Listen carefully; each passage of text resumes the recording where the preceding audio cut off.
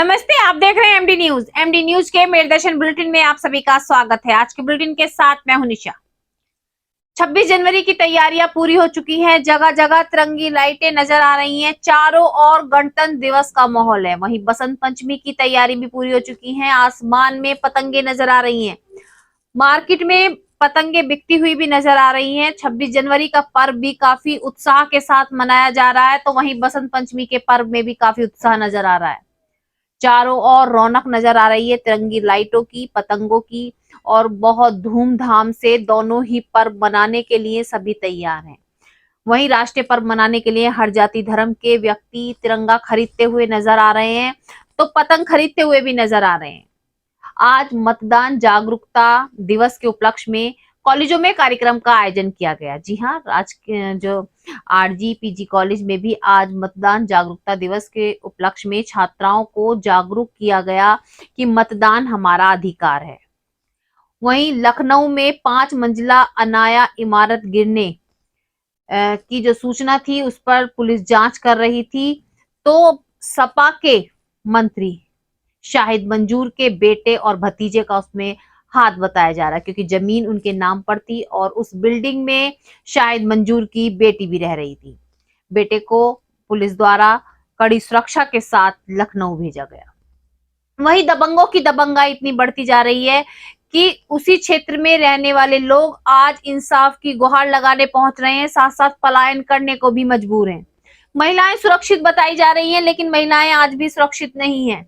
महिलाएं अपने घर से निकल रही हैं तो दबंगों द्वारा परेशान किया जा रहा है, जान से मारने की धमकी दी जा रही है। तो जुड़े रहे मेरदर्शन के साथ, देखते रहे मेरदर्शन। सबसे पहले नजर डालते हैं आज की हेडलाइंस पर, जिसके प्रायोजक हैं जूम डिजिटल मूवी वर्ल्ड। मेरदर्शन समाचारों के इस भाग के प्रायोजक हैं खेमचंद पहलवान, पूर्व सदस्य उत्तर प्रदेश कांग्रेस कमेटी व अध्यक्ष गांधी मार्ग व्यापार संघ मेरठ। 26 जनवरी की तैयारियां हुई पूरी। मेरठ शहर में शहीदों व क्रांतिकारियों की प्रतिमाओं को रोशनी से नहलाया, लेकिन शहीद स्मारक पर शहीदों की प्रतिमा पड़ी रही सूनी। नहीं नजर आई गणतंत्र दिवस की रौनक। कुख्यात हिस्ट्री सीटर सुशील फौजी सरेंडर करने पहुंचा मेरठ कोर्ट। एसएसपी ने उस पर 25,000 का इनाम किया था घोषित। पिछले काफी समय से सुशील फौजी भदौरा गांव के इरफान और उसके परिवार को जान से मारने की दे रहा था धमकी। उसकी फरारी के बाद पुलिस मकान की कुर्की की कर रही थी तैयारी। लखनऊ में गिरी 5 मंजिला अनाया अपार्टमेंट की जमीन। सपा विधायक शाहिद मंजूर के बेटे नवाजिश व भतीजे तारिक के नाम पर। मेरठ पुलिस ने देर रात नादिर अली बिल्डिंग पर की छापेमारी। मेरठ में घंटों पूछताछ के बाद शाहिद मंजूर के बेटे को कड़ी सुरक्षा के साथ भेजा लखनऊ। अनाया अपार्टमेंट में रहती थी शाहिद मंजूर की बेटी भी। मेरठ पुलिस ने शाहिद मंजूर के परिवार को कहीं भी बाहर न जाने का दिया नोटिस। जिला मेरठ कस्बा फलावदा निवासी एक परिवार कस्बे के ही रहने वाले दबंगों से परेशान होकर पलायन करने को हुआ मजबूर। आज पीड़ित परिवार दबंगों के खिलाफ कार्रवाई की मांग को लेकर पहुंचा एसएसपी कार्यालय। कहा नहीं मिला न्याय तो मुख्यमंत्री की चौखट पर पहुंचकर भी लगाएगा गुहार। एक पीड़ित महिला ने इंसाफ के लिए एसएसपी कार्यालय पहुंच लगाई गुहार। पड़ोसियों द्वारा दिखाई जा रही दबंगाई, जाते हुए रास्ते में कर रहा दबंग परेशान, जान से मारने की दे रहा धमकी। खून से जुड़ी समस्याओं के मरीजों को अब मेरठ में मिलेंगी सारी सुविधाएं। प्रत्येक बुधवार को ओपीडी में ही मिलेंगे मैक्स अस्पताल के एक्सपर्ट डॉक्टर्स। आज प्रेस वार्ता के माध्यम से डॉक्टर निवेदिता डिंगरा ने दी जानकारी। कहा खून से जुड़ी समस्याओं को लेकर फैल रहा है भ्रम, सभी को रहना चाहिए जागरूक, अब हर बीमारी का है इलाज। मतदाता जागरूकता दिवस के अवसर पर रघुनाथ गर्ल्स पीजी कॉलेज के मनोविज्ञान विभाग द्वारा मतदाता जागरूकता शपथ ग्रहण समारोह का किया गया आयोजन। इस अवसर पर सभी शिक्षकों ने छात्राओं को अपने अधिकार का उपयोग करने के लिए किया जागरूक। आज के कार्यक्रम में विभाग की सभी अध्यापकों व छात्राओं का रहा पूर्ण योगदान। राष्ट्रीय पर्व गणतंत्र दिवस 26 जनवरी बहुत धूमधाम से पूरे देश भर में मनाया जा रहा है। जगह जगह पर तैयारियां पूरी हो चुकी हैं। मार्केट में काफी अच्छी रौनक नजर आ रही है। तिरंगे बिक रहे हैं, तिरंगी टी शर्टें बिक रही हैं। मैं आपको 2 दिन से लगातार मेरदर्शन चैनल के माध्यम से दिखा रही हूँ। वहीं आपको बता दूं कि पूरे मेरठ शहर में जितनी भी शहीदों की, क्रांतिकारियों की प्रतिमाएं लगी हुई हैं, वो सभी रोशनी में नहाई हुई हैं। सभी प्रतिमाओं को रोशनी से सजाया गया है। बुढ़ाना गेट, घंटाघर तो तिरंगे से सजाया गया है, तिरंगी लाइटें लगाई गई हैं। वहीं बच्चा पार्क, हर जगह पर जो भी मूर्तियां हैं सब बहुत सुंदर तरीके से लाइटों में नहाई हुई हैं। लेकिन शहीद स्मारक में जितनी भी शहीदों की प्रतिमाएं लगी हुई हैं, क्रांतिकारों की प्रतिमाएं लगी हुई हैं, वो अंधेरे में नजर आ रही हैं। वहां पर रोशनी नहीं की गई, जबकि सबसे ज्यादा शहीद स्मारक में ही शहीदों को नमन करने के लिए मंत्री, नेतागण सभी पहुंचते हैं। लेकिन आज 26 जनवरी के दिन जहां पूरे मेरठ शहर में शहीदों को रोशनी में नहलाया गया है, लेकिन शहीद स्मारक में सभी प्रतिमाएं अंधेरे में नजर आ रही हैं। कुख्यात हिस्ट्री सीटर सुशील फौजी आज कोर्ट पहुंचा और उसने सरेंडर कर दिया। जी हां, पहले से काफी उस पर केस चल रहे हैं। यहां तक कि एसएसपी ने उस पर 25,000 का इनाम भी घोषित किया था। काफी समय से फरार चल रहा था और उसकी संपत्ति कुर्क करने की कार्रवाई शुरू कर दी गई थी।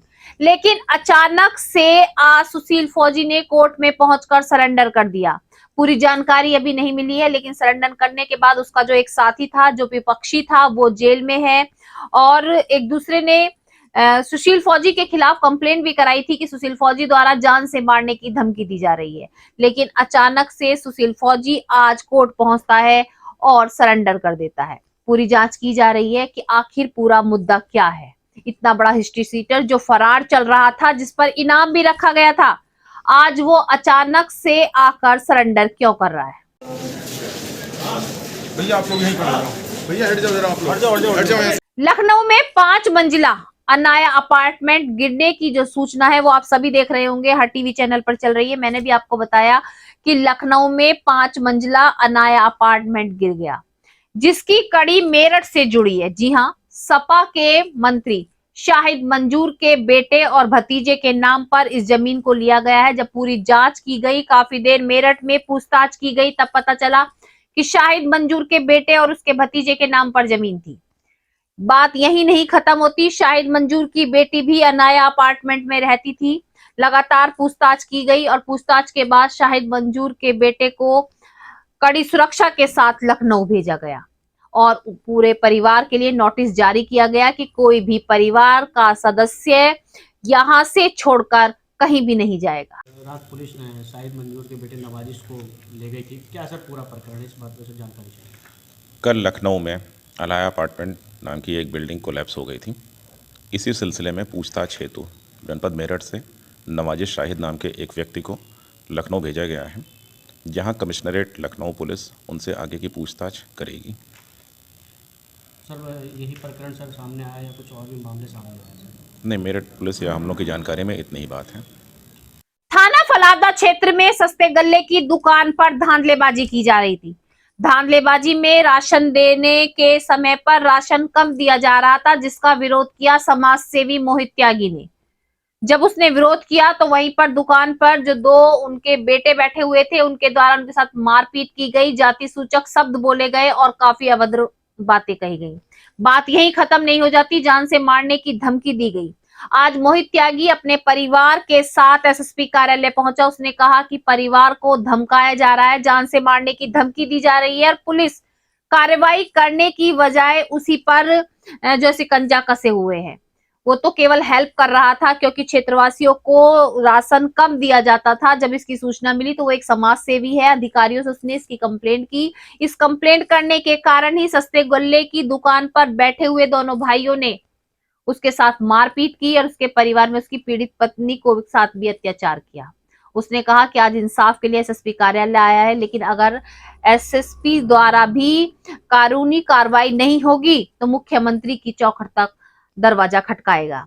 लेकिन साथ साथ उसने ये भी कहा कि उसने डर की वजह से अपने परिवार को और अपने बच्चों को देखते हुए अपने मकान पर पलायन के पोस्टर लगा दिए हैं। दबंगों द्वारा उसको लगातार धमकी दी जा रही है, उसको कुछ भी हो सकता है, जिससे वो काफी डरा हुआ है। मैं तुम्हारे लिए ऐसे कर लूंगा, रोल एक बार बस।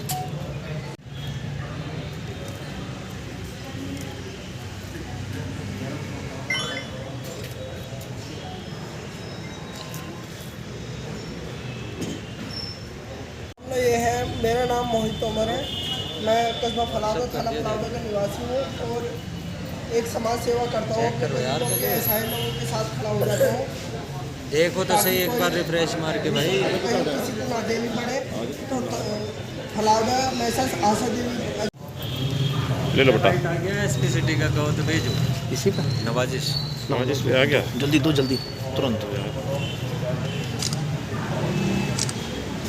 सर मेरा नाम मोहित तोमर है, मैं थाना फलाउदा का निवासी हूँ और समाज सेवा मैं करता हूँ। सर अपने जैसे मेरे कस्बे के गरीब असहाय लोग हैं, उनके लिए मैं काम कराने के लिए चला जाता हूँ। तो 17 तारीख का मामला है, मैसेज आशा देवी की राशन की एजेंसी है, तो कई माताओं को उन्होंने 10-10 किलो राशन कम दे रखा था, जिसके साथ मैं इकट्ठा होकर उनके साथ चला गया। लेकिन उसने सागर है उनका एजेंसी डीलर का भतीजा आरोप प्रजापत है, उसने मुझे तभी मतलब गाली गलौज मुझे खटीक और मेरी पत्नी को चमारी के गुलाम जा रहा नहीं जा रहा है से तुझे अभी बताऊँ, तुझे उल्टा पुलिस में पकड़वा दूँ, इस तरीके से धमकी देने लगा। तो कोई बात नहीं, तब तो मैं वहाँ से आ गया। फिर पुलिस उसी मैं तो आ गया मेरठ, पुलिस उसी दिन दोपहर को मेरे घर गई, उल्टा सीधा धमकाने लगी थाना फलावरा की। अब 22 तारीख में वो फिर मेरे घर के सामने को निकला जा रहा था सागर बालेश्वर पुत्र बालेश्वर, तो उस दिन मुझे मतलब गाली गलौज करने लगा और कहने लगा या तो अब हमारी एजेंसी पे मत चमक दी या नहीं तेरा ऐसा इलाज कर दूँगा कि तू यहाँ से ही फलाउदा छोड़ता नज़र आएगा। फिर मैंने अपने बच्चों को देखते हुए मैंने अपने घर पे मकान के बिकाऊ के पोस्टर और पलायन के पोस्टर लगा दिए। अब आप एसएसपी ऑफिस आए हो क्या? मैं एसएसपी ऑफिस इसलिए आया हूँ कि मुझे बताया था कि पहले अपनी शिकायत लिखित में एसएसपी ऑफिस दो, तब उसके बाद आपकी कार्रवाई होगी। मुझे विश्वास है कप्तान साहब मेरी कार्रवाई करेंगे, और कप्तान साहब नहीं करेंगे तो मैं मुख्यमंत्री के यहाँ लखनऊ भी जाऊँगा और पूरी कोशिश करूँगा ऐसे दबंगों के खिलाफ कड़ी से कड़ी कार्रवाई हो। मेरा नाम अनुराधा है, मैं कस्बा फलाउदे से आई हूँ। क्या मामला है? एसएसपी दफ्तर पहुंचे हैं जी हम इसलिए आए हैं ताकि हमारी उन दबंगों के खिलाफ कार्रवाई हो, हमारी वो सुनी जाए। मेरे पति को धमकी देते हैं, कहते हैं कि हम पैसे वाले हैं, ऐसा कर देंगे वो कर देंगे, तुम्हारे परिवार को ख़त्म कर देंगे। किस चीज़ के पोस्टर लगाए हैं आपने? ये हमने सर मकान बिकाऊ के।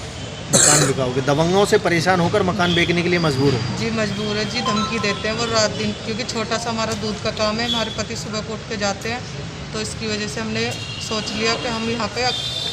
क्षेत्रीय पुलिस का क्या कहना है? क्षेत्रीय पुलिस जी कितनी पुलिस आती है, हमें धमकी देकर चली जाती है, तेरे पति की नेतागर्दी निकाल देंगे, वो निकालेंगे जी। हमारे छोटा सा परिवार है, हमने हमारे बच्चों को भी धमकी देते हैं कि तेरे बच्चों को उठवा देंगे। तो हमारे बच्चे हमने इनका स्कूल में भेजना बंद कर दिया, बच्चों को स्कूल जाना बंद करा दिया। अगर कार्रवाई नहीं होती तो आगे क्या करेंगे आप? कार्रवाई नहीं होगी तो मुख्यमंत्री जी के पास जाएंगे जी, कार्रवाई नहीं होगी तो मुख्यमंत्री जी के पास जाएंगे लखनऊ। ठीक। वहीं दूसरी ओर एक जानकारी दूं कि महिला भी इंसाफ की गुहार लगाने के लिए आज एसएसपी कार्यालय पहुंची। एक महिला का कहना है कि वहीं गांव में ही रहने वाले दबंगों द्वारा काफी परेशान किया जा रहा है। उसका पति जो है फौज में है, लेकिन उसके बाद भी महिला के साथ अत्याचार किया जा रहा है। महिला घर से बाहर निकलती है, उसके साथ छेड़छाड़ की जाती है, अभद्र व्यवहार किया जाता है और दबंगों द्वारा लगातार उसे परेशान किया जा रहा है। महिला को अपनी जान का भी खतरा बना हुआ है और उसने आज एसएसपी कार्यालय में पहुंचकर इंसाफ की गुहार लगाई। मैं एसएसपी ऑफिस, हमारा एक लड़ाई झगड़ा हो गया था, मेरे हस्बैंड आर्मी में है। मैं सिर्फ यहाँ पर ये बताने आई थी कि अगर फौजी की फैमिली के साथ कोई झगड़ा हो गया, कोई बात हो गई, फौजी की फैमिली सेफ नहीं है, तो फिर यहाँ पर कौन सेफ है, ये बता दीजिए। ठीक है। पहली जो जिस लड़के के साथ केस है उसकी वीडियो भी है हमारे पास, वो मैंने सर को यहाँ पे दिखा दिया एसएसपी साहब को। तो अभी उन्होंने बोला है कार्रवाई करने के लिए, तो अभी सर अब हम ये दोबारा थाना जाएंगे। अच्छा नंबर बता दीजिए अपनी, थोड़ी सी बात बताते रहिए क्या हुआ क्या हुआ आपके साथ? एक मिनट सर ये हुआ है कि एक सेकंड जी सर क्या वो कहाँ है आप तैनात? क्या सर? आपकी पोस्टिंग कहाँ है? मैं सर अभी सिक्किम में हूँ। सिक्किम में क्या मामला हुआ है? लास्ट में सर, और सर मैं अभी उस दिन 22 तारीख में छुट्टी आया था, तो मैं आया ही था 10 मिनट बाद ही झगड़ा हो गया मेरे भैया। सर मैं आर्मी में जॉब कर रहा हूँ सर, मैं अभी नॉर्थ सिक्किम में पोस्टेड हूँ और सर मैं अभी 22 तारीख को ही शाम को ही छुट्टी आया था। तो जो हमारे गली में जो लड़का है वो एक बदमाश टाइप का लड़का है, तो वो मतलब कि अभी कुछ दिन पहले ही 2-4 दिन पहले ही वो बेल पे रिहा होके आया है। और हमारे जो छोटे भाई थे, मेरे से छोटा, और पड़ोस का लड़का, वो वहाँ पे हमारे घर के बराबर में ही साइड में ही खड़े थे। उनका घर पे भी वहाँ पे ही है। तो वे उनको बोलने लगे, बोला यहाँ पे किस लिए खड़े हो? तो उन्होंने बोला भाई हम बात कर रहे हैं, तुझे क्या प्रॉब्लम है? तो वो ऐसे ही झगड़ने लगा। वो पहले से ही झगड़ना चाह रहा था, हालांकि हम ही नहीं झगड़ना चाहते। उसने तुरंत भाई को ईंट मार के और झगड़ा हो गया। तो मम्मी छुटाने के लिए गई, मम्मी पापा, तो मेरी मम्मी को भी ईंट मारी। तो उसके बाद हम 2-4 थे वहाँ पे बड़े छोटे, उन्होंने छुटाव किया। ऊपर से बोलने लगा, बोला छोड़ दूँगा नहीं, जान से मारूंगा किसी को ना किसी को। और सर मेरी वाइफ है, वो भी जॉब करती है। तो सर मैं वहाँ पे ड्यूटी करता हूँ। तो सर अगर ऐसा होगा तो फिर मेरा जॉब करने का आर्मी में फ़ायदा क्या, जब मेरे को इंसाफ नहीं मिलेगा। और मुजरिम ऐसे ही घूम रहा है। और सर मैं 3-4 दिन से चक्कर काट रहा हूँ, अभी तक मेरे को तो लगता नहीं कोई कार्रवाई हुई, इसलिए मैं एसएसपी ऑफिस में आया हूँ। तो सर मैं तो यही चाहता हूँ कि वो जल्दी से जल्दी पकड़ा जाए। एसपी से मिले क्या था? सर एसपी से मिले हैं, एसपी साहब ने बुलाया कि ठीक है। उन्होंने पूछा, मैंने उनको वीडियो भी दिखाया पहला, और उस पर पहले भी केस चले हुए उस लड़के पे। तो उन्होंने बोला ठीक है। उन्होंने यहाँ से फ़ोन किया थाने में, बोला ऐसे कार्रवाई करो। और उन्होंने मेरे को भी बोला कि आप भी सीधा वहाँ पे जाओ और वहाँ पे उनको बोलो। वीडियो में क्या दिख रहा है? सर वीडियो में ये था कि लड़का कुछ दिन पहले उसने झगड़ा किया था हमारे जो पड़ोसी लड़के हैं उनसे, उनके लड़कों को मारने के लिए गया था। तो वीडियो में सर वो तमंचा लिया हुआ है, बिल्कुल क्लियर दिख रहा है। मैंने वो वीडियो एसएसपी साहब को भी दिखाया, तो उन्होंने एक्शन लिया है, हालांकि उन्होंने कार्रवाई की है एसएसपी साहब ने। तो अभी देखते हैं सर आगे क्या होता है। क्या नाम है आपका? मेरा नाम रेनू है, मेरे हस्बैंड आर्मी में है। मैं एसपी ऑफिस आई हूँ। हमारा घर पे झगड़ा हो गया था पड़ोसी से। मैं सिर्फ ये कहना चाहती हूँ कि वो लड़का बहुत बार, मैं ड्यूटी आती हूँ तो पीछा करने लगता है और मारने की भी धमकी दे रहा है। बहुत ज़्यादा हरासमेंट किया जा रहा है। मैं सिर्फ यहाँ पर इंसाफ के लिए आई हूँ। अब हर बीमारी का इलाज मेरठ शहर में भी है। जी हाँ, मेरठ शहर में भी हर बीमारी का इलाज किया जा रहा है। अब किसी भी बीमारी से डरने की जरूरत नहीं है। आज मैक्स अस्पताल की डॉक्टर निविता डिंगरा द्वारा एक प्रेस वार्ता का आयोजन किया गया, जिसमें जानकारी दी गई कि खून की कमी का भ्रम फैला करके जो डराया जाता है कि खून की कमी आने के कारण ये बीमारी हो गई या बहुत सी बीमारियों को बताया जाता है, तो खून की कमी होने का क्या कारण है उसके बारे में भी पूरी जानकारी दी गई। साथ साथ खून की कमी से कौन कौन सी बीमारियां होती हैं इसकी भी जागरूकता बताई गई। साथ साथ प्रत्येक महीने हर बुधवार को मैक्स अस्पताल के डॉक्टर्स द्वारा ओपीडी शुरू की गई है, जिसमें कोई भी व्यक्ति जाकर अपना इलाज करा सकता है। मैक्स पटपटगंज से काफी सीधा सरल रास्ता है। तो अगर लगेगा नीड है और हेमेटोलॉजी सर्विसेज की रिक्वायरमेंट है तो व्हाई नॉट, महीने में 2 बार भी करी जा सकती है। ये मैक्सिमम जो खून में प्रॉब्लम आती है रीजन क्या है? देखिए रीजन बहुत सी बीमारियों का तो सरल होता है समझना। हमारे देश में आपको पता है कि प्रेडोमिनेंटली लोगों की वेजिटेरियन डाइट है, नॉनवेज फूड का इंटेक बहुत कम है। और जो हमारे नेशनल डेटा है, गवर्नमेंट का डेटा है, वो भी शो करता है कि 70% बच्चे और विमेन, उनमें तो जो खून की कमी यानी कि एनीमिया का कारण है वो न्यूट्रिशनल डेफिशिएंसी रहती है। आयरन डेफिशिएंसी बहुत कॉमन है। और एक विटामिन B12 होता है जो सिर्फ नॉन वेजिटेरियन फूड आइटम्स में होता है। तो एज अ कंट्री जो हमारी कल्चरल रिलीजियस प्रैक्टिसेस हैं, हम लोग नॉनवेज का सेवन बहुत कम करते हैं। जो लोग खुद को नॉनवेज बोलते हैं वो भी हफ्ते में 1 बार ही खाते हैं। तो इसीलिए विटामिन B12 की कमी भी अच्छे हेल्दी ग्रोन अप लोगों में भी हमें देखने को मिलती है। तो ये तो हो गए बहुत सरल कारण। पर जो हैरानी की बात है वो ये है कि डेंगू बुखार के बाद लोगों की जागरूकता प्लेटलेट्स को लेके बहुत ज़्यादा है। अगर प्लेटलेट काउंट मशीन में थोड़ा भी अप डाउन आए तो लोग फौरन डॉक्टर के पास आते हैं। लेकिन खून को यानी कि एनीमिया को लेके लोगों का जो थ्रेशोल्ड है चिंतित होने का वो बहुत ज़्यादा है। तो जब तक काम चलता रहता है लोग डॉक्टर के पास नहीं आते। पर एनीमिया भी एक सीरियस ब्लड प्रॉब्लम का संकेत हो सकता है।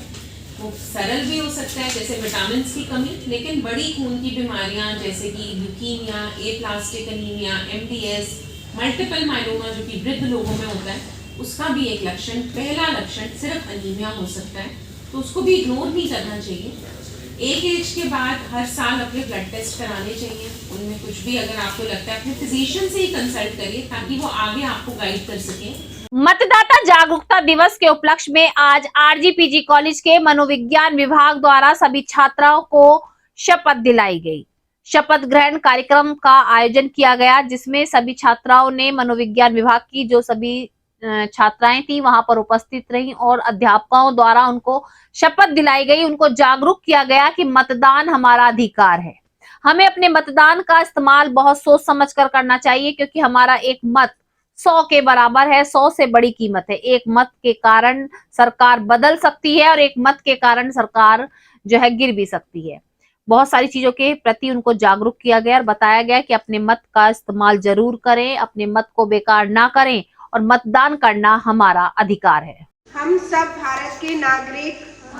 भारत के नागरिक लोकतंत्र में अपनी पूर्ण आस्था रखते हुए यह शपथ लेते हैं कि हम अपने देश की लोकतांत्रिक परंपराओं की मर्यादा को बचाए रखेंगे तथा स्वतंत्र, निष्पक्ष और शांतिपूर्ण निर्वाचन की गरिमा